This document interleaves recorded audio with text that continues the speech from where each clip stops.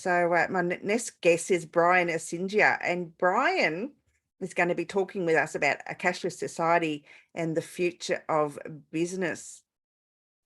Now, Brian is the author of The Last Digital Frontier and Cashless Society 101.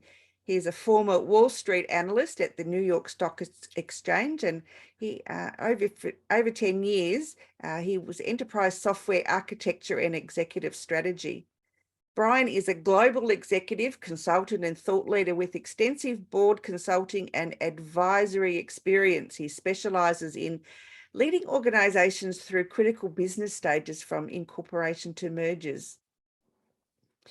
He effectively combines an ethical entrepreneurial mindset with the ability to make the influence decisions based on analysis of data-driven strategy insights.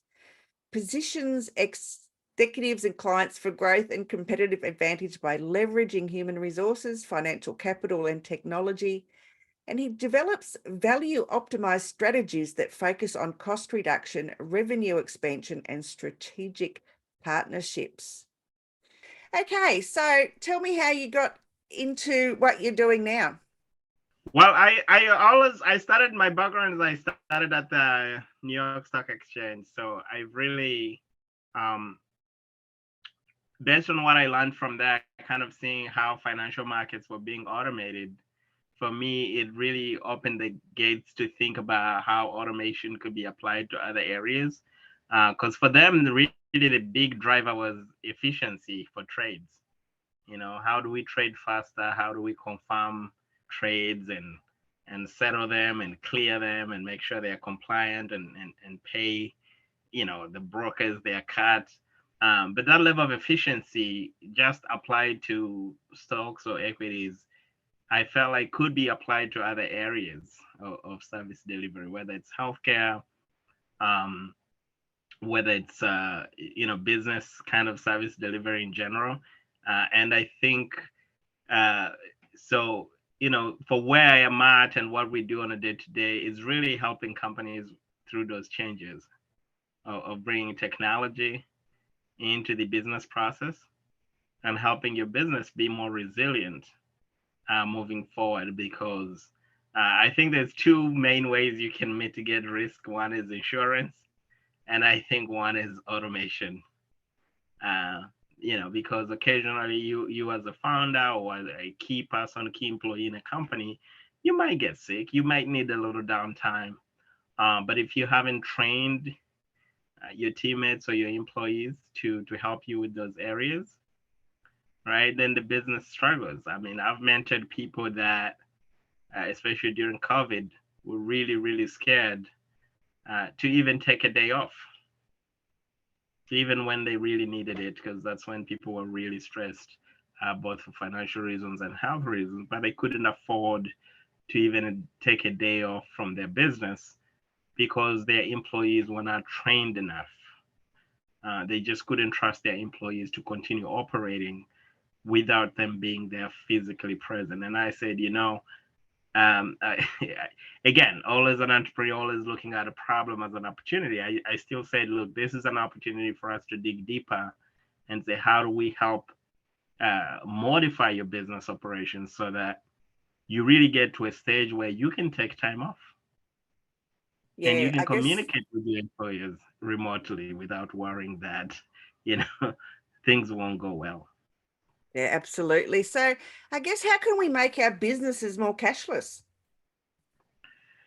Yeah, I think two simple ways. The first, if you think cashless to me just means not everything is about money. So the first is philosophical, building a culture within the company. And so if we think knowledge, right, value, where is the value within the company?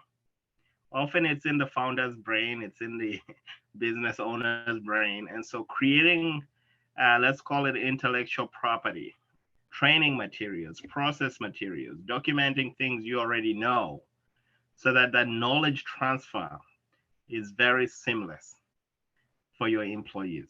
A lot of money is spent on just professional development and training. And so even simplifying knowledge transfer, documenting every little step, no matter how manual it is, within your organization can make a big difference to train new people, but also to, again, train new employees or help people do the kind of work that's needed. That's one way in terms of just building assets of information and experience through business process documentation and IP kind of creation.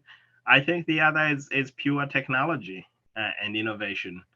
And we see that now with online e-commerce kind of accepting digital payments. We see that um, through, especially when we saw COVID, like a lot of online reservations. I mean, for Airbnb and all these sites, people were booking 2-3 years ahead, right? Online, just so businesses or hosts could have money to continue operating or keep the business in place so that when COVID was over, they could then continue to enjoy these experiences. It's very hard to do that in a cash-based system or cash-only system, because then you probably have to mail checks and things like that. But I think that technology sometimes can create a layer of trust um, between counterparties that makes it so much easier to do things that, what if I paid you ahead for next years and then the year after? And that capital can then be deployed either to improve the service delivery, carry out R&D, or launch new products and services. So I think that at the end of the day, yes, if we're going to talk about money and capital, then going cashless or adding a layer of technology can help you understand your customers better with a better CRM system, can help you understand your financing options better, whether you want to prepay, collect payments upfront for some services, but also for banks now, services like PayPal and I don't know the ones that are popular in Australia right now, but you see this whole buy now, pay later movement. We're seeing credit being extended now because the credit providers can have almost near real-time data on your purchasing habits. So they know in the past you've afforded a $1,000, $10,000 product or service and reliably paid it off in time. This one time you may not have the payment, they can extend you that credit without even impacting your credit score. And that's thanks to the data and the history of that technology that's already there, that allows them to be able to just make decisions based on your online activity. And I think that's kind of the value of if you're going to be global, if you're going to reach people all over the world. I mean, you and I talking right now, it's thanks to technology.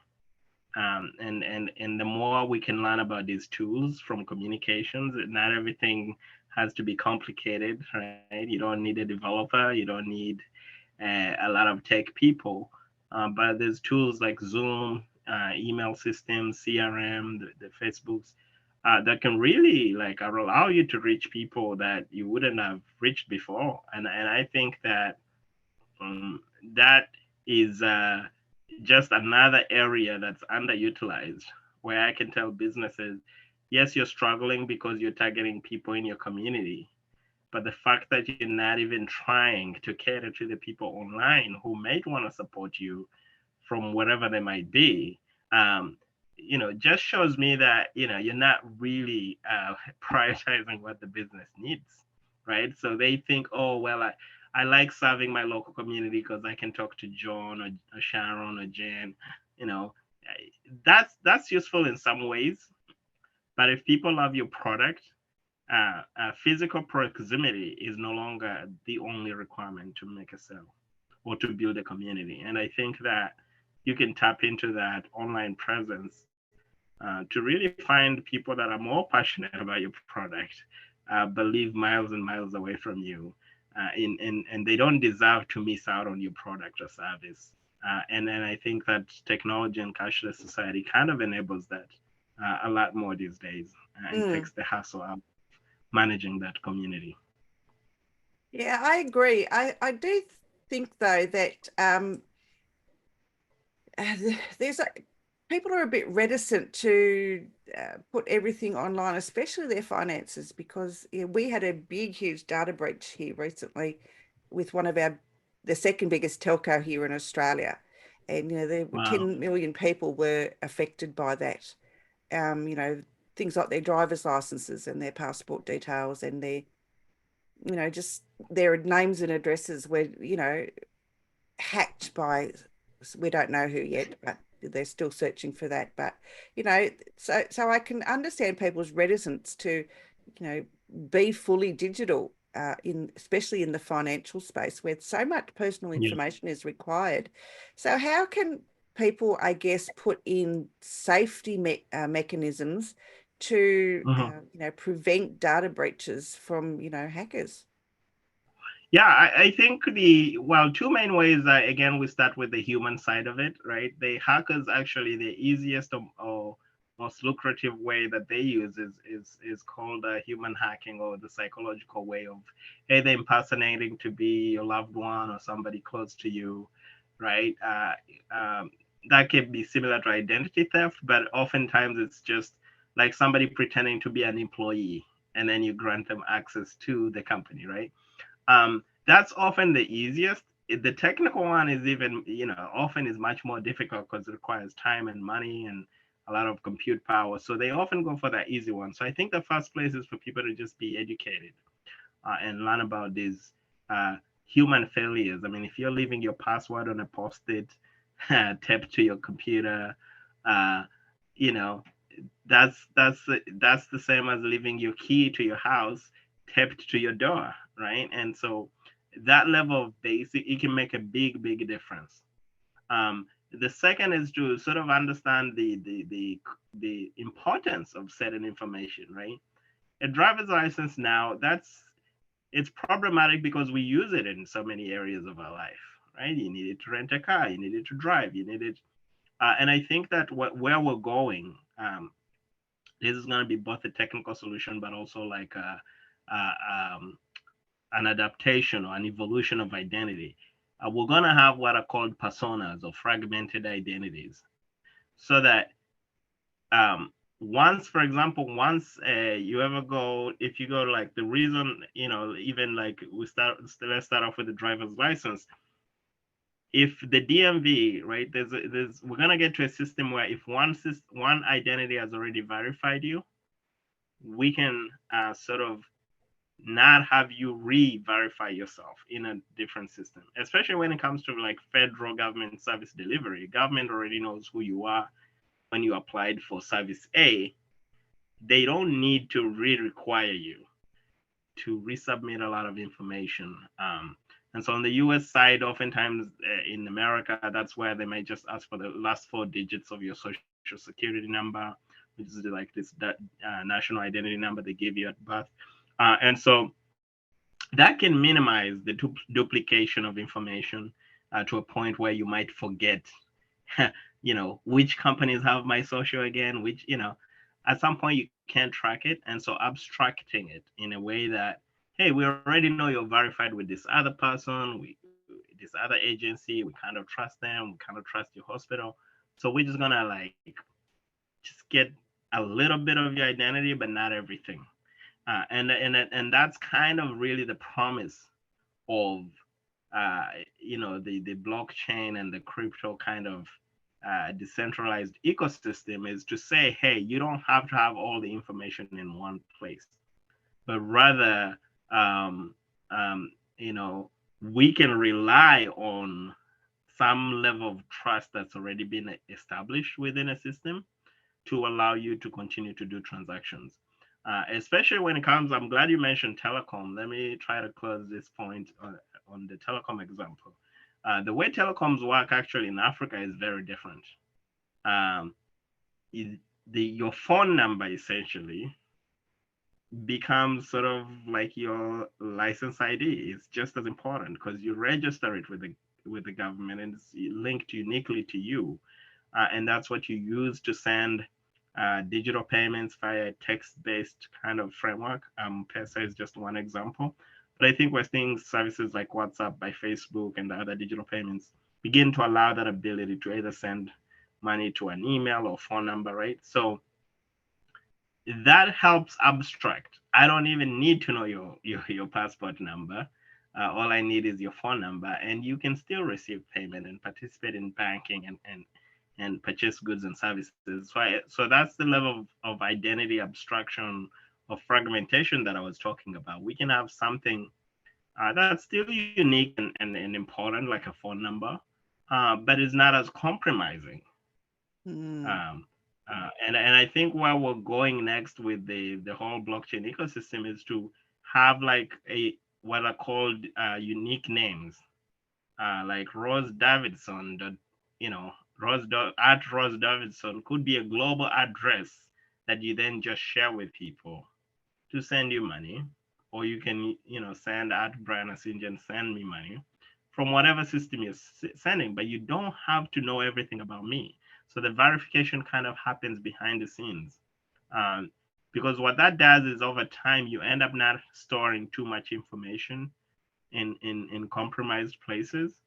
Um, and let's admit, I think after 3 or 4 sites, I can't keep track of where my information is. So it is a big challenge, but I think that we are moving there with these simplified identities, as well as if you think more physical security, ability to use fingerprints and add passwords and things like that does also make part of this security challenge a little bit easier. So again, I agree with you. Not everything needs to be online, um, but I'm saying there's layers to um, security so that buying and selling need not involve somebody having your social security. Sometimes all you need is a phone number or an email address. And I think Yeah. we should try to normalize that. Yeah. Yeah, I agree. I think in Australia, you've got to give so much private information every time you want to apply for a loan, or even just apply for just a phone. They want your driver's license, they want your just a lot of personal details, just to register for our government site, which has all of our, you can access all of our government departments in one area, rather than having to go to Wow. individual websites. But they ask you Yeah. for absolutely everything. And, you've already given those details to one agency. Why do you need to give it to all of the agencies when it's a federal government thing? Can't they Yeah. just access it, from one central database? Exactly. And I think that that's the one thing I'm beginning to appreciate in some government institute. And I think we are getting there. Like if you think of passports becoming more electronic, that's part of the idea that, in a QR code kind of format, because you look at a QR code, unless you have a system that has the encryption to decrypt that QR code and read it, it's maybe pretty useless until you put it into a machine or government approved sort of machine that can actually decode that information. So um, those are steps, being taken. But I do agree with the information transfer thing, and we see that as a big challenge in healthcare too. A lot of times you go see your doctor and you go see another health expert, maybe a chiropractor or dentist, sometimes they don't really have the same information, but there are standards being developed to help with that portability of data while creating, let's call it a consistent but secure framework. So I'm in New York City, so New York City hospitals share a similar network for data. You can move from one hospital to the other and sort of register using the same system. And I think that's really, obviously, it's a little bit, it doesn't help in the US that administration is more on a state level. There's about 50 states, 51 if you include certain territories.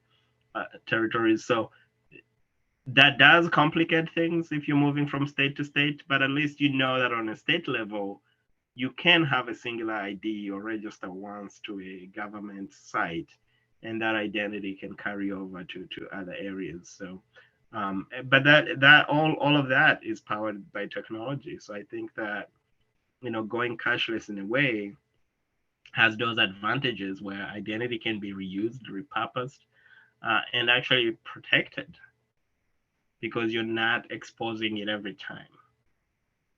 Mm. Uh, and I think that trust maybe trust once and then be granted privileges until you violate them, right? Is definitely the default mode that I see in a lot of systems nowadays, especially if you look at banking and government services. Yeah, would you think that we'll ever get rid of paper money? Absolute answer is no. And that's the reason is fundamental. Well, paper money, I would say probably, but let's talk about just fiat in general. So to me, that may even I'm pushing it to. If we look at the origins of money, right? If we think of gold coins and silver coins, so I think um, just the relative value of mineral resources, gold being a standard for centuries now.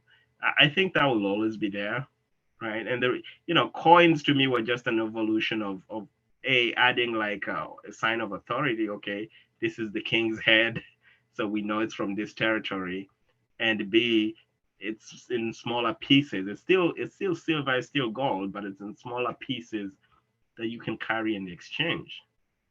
So if it's just for storage of value, maybe you don't need coins. All you need is gold or some other asset. But it's really when it comes to exchange of value that you need something much more portable. And if that's already electronic, then I say, yeah, in the short term you don't really need fiat or cash, because it's just a matter of me trusting you.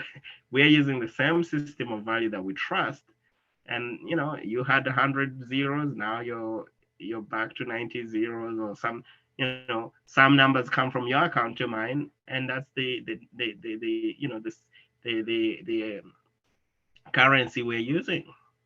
If that's what society has accepted, then it doesn't really matter. And I think in a way that's how most global debt works. It's not like people have all those trillions of dollars in cash sitting somewhere. It's just an IOU on paper, Mm. and somehow that creates a lot of magic and moves a lot of projects to happen. So I think we're getting there. I think you're going to see maybe not the whole world going cashless at the same time, but we're seeing communities, states, territories um, successfully operate without cash or fiat for limited periods of time. Limited in this case could be months to a year, and I think COVID was a good exposure to that. I mean, it was uh, not necessarily illegal, but it was discouraged to accept fiat during COVID because it would have been like a transfer mechanism, What about and we did the same. cryptocurrency? Do you think that will ever like be the go-to rather than, dollars and cents? I think so. I think we maybe have another 5, 10, maybe let's say 15, 20 years to really get there. Part of the reason that's why, if we look at what's going on in Europe right now, with the whole Russian Ukraine, and if we look at the last 5 years, U.S. China sort of aggressions, um, it's becoming a national security issue to not be overly reliant on a single country's currency.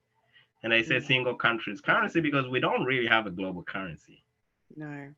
Uh, the US tries to make the US dollar a global currency, but that's due to good branding and good sort of, let's call it foreign diplomacy kind of tactics here and there. But it's not like other countries, actually, sometimes if the dollar is strong, it's good for the US, but it's not good for the world, as we're seeing with the UK right Absolutely. now. Yeah, our dollar's terrible So, against theirs.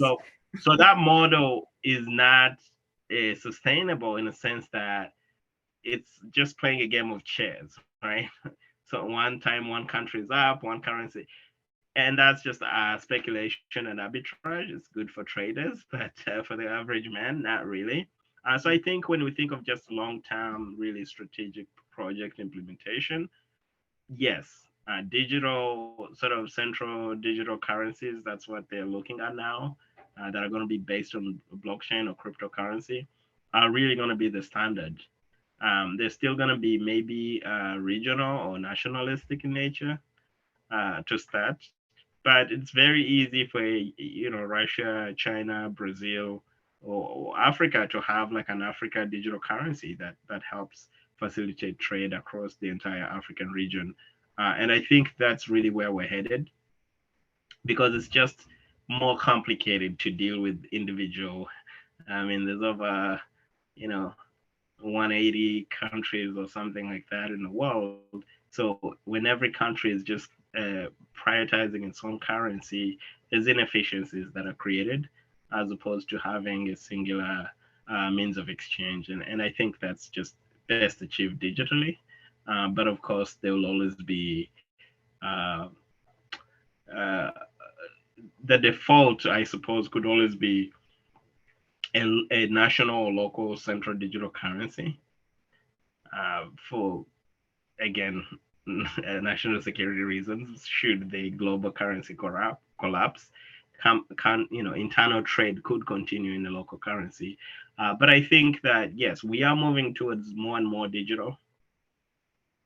We're already seeing this in government service delivery. I mean, I can't think of, even Africa right now, it's overwhelming, right? Tax collection is happening electronically, bill payments electronically, uh, tuition payment electronically. So it's just a matter of migrating more and more services from savings to insurance, other vendors and merchants. That I don't see like a big, and when you think of governments often account for 25 to 50% of some national expenditures. Mm, mm, So if we're already one fourth to a half of an economy, or let's maybe not necessarily economy, but let's talk about just gross national sort of transactions, salaries and infrastructure spending and all that, taxation that impacts everybody. If that's already digitized, then to me, I feel like we're there, right? It's just sort of normalizing that and adding more and more use cases and more services. But I think for critical services, there's nothing more critical than tax collection for government. If yes. that's already digitized, then I think we're there. Mm. Yeah, I think so too. I think it'd make life so much easier, I think, for people that want to buy and sell stuff. I think everything online rather than having to carry money with you. I mean, I agree that I think money is going to be, or paper money. I think it's going to be phased out eventually, and we'll just all be either cryptocurrency or you know they'll do away with. I mean, I'd like to see a global currency. It'd be Currency. great. Yeah, yeah, Because that would be at the great. moment, I mean, what our dollar, I mean, your dollar, we only, I think we're about 65 cents or something to buy one of your dollars, and so it makes it really expensive for Yeah, when everything's based against the greenback. and that's why. So I think that will be hard to eliminate because it's just the nature of let's call it trade, where there's Mm. often like an imbalance. Uh, you produce something, and then I decide if it's of value to me, and only then can I buy it. And so I think countries like China that are always producing and selling will often have somewhat of a stronger currency because they are providing value, if we're to think about it from a capitalist point of view, to society, and then they're being rewarded for that. So, but I do agree that affordability certainly we look at the EU, they have already experimented with this, right? And introduced a single currency for the EU. So I think we're going to see more regional currencies, and then hopefully that can be a framework for whether or not we can have a global currency that's stable. But I think it is doable regionally, whether it's Africa, Asia having a single currency, EU having a single currency, the Americas having a single currency. At a beginning, to me, that's the minimum that we can do over the next 5, 10 years, and I think it's doable. And that would create relative stability in a way uh, than the big discrepancy you see between the dollar and millions, hundreds of currencies from other countries. Mm, mm. Yeah, I don't know. I think government's a little bit old-fashioned still. So Yeah, so because I feel like you're like an evangelist caught up in the alternate reality that's not really going where you might want it to go. that's it. Um, yeah, and well, governments, it depends. I think some governments are more progressive than we think. A lot of this is just a generational conversation, right? That's true. Younger people younger than me, when we talk about people in their teens or 20s, um, they're very comfortable with electronic. I don't think Absolutely. they miss cash at all. It's like for them, it's normal, it's expected, um, and they don't have a problem because they never really, Mm, maybe they experienced cash, but there's going to be a generation that's going to grow up without. The COVID generation, one could argue, was the beginning of the no cash environment because, in a way, they did survive without it, right? absolutely. I And mean, so how when you we all have that, survived basically without cash. Most yeah, things, if you want to do your groceries, you had to have them home delivered. It was all electronic. So, why can't we yeah, just move to that sort of environment? To me, I'm it's I'm a bit of a future buff, and it's it's a I'd like it's to see a some. yeah. I suppose that's more of a preference thing, right? So we Could have to be. respect the people who still are attached to cash. Mm, And I'm saying, in 25 to 50 years, right, they will have sadly, passed away, and it will be a different generation. And so I think that's what I meant by that generational shift. Like if we look at the internet, there were people that grew up without an internet. And now for most of us now, we have entered this era where it's like, of course, there has always been Wi-Fi, right? What do you mean there was never? yeah. And so you get to that phase where it's just now normal and there's mass adoption that it's hard to imagine a period without it. And then there's less resistance because people are more familiar with it. But for all intents and purposes, right, 2/3 of the world is still unbanked. So not everybody has a bank. Not everybody uh, maybe has the capacity to fully on ramp to digital, and I think that's still a challenge. Mhm. And so in the short term, I think banks still have a role to play in helping people be cashless. Mm, Uh, yes. a bank slash telecoms, because these days we can't tell the difference, right? Yeah, Yes. your telecom provider is your bank these days, I suppose. Brian, it's been an absolute pleasure. Thank you so much for sharing those really valuable insights into how we could become a cashless society. Where can people find Yeah. you if they would like to work with you or to, find out more about you? Sure. Easiest place is just the website, brianasingia.com, Yeah. BRIANASINGIA.com. And then social handle is the same at Brian Asingia. The books are linked there. Our services we provide both from a technology perspective, as I mentioned, but also just the financial planning that comes along with all of these things. We I like to say we preach what we walk the talk. So a lot of these things we're already implementing, including the crypto solutions in our products and services. And so uh, the goal is to be future proof so that as change happens, you're not being left behind, you're not overreacting or spending large amounts of money to catch up. If it was already part of your um, strategy and you're implementing in phases because you can't do it overnight. So appreciate you for having me. It's always wonderful to have these conversations, and I look forward to continuing to be part of this community.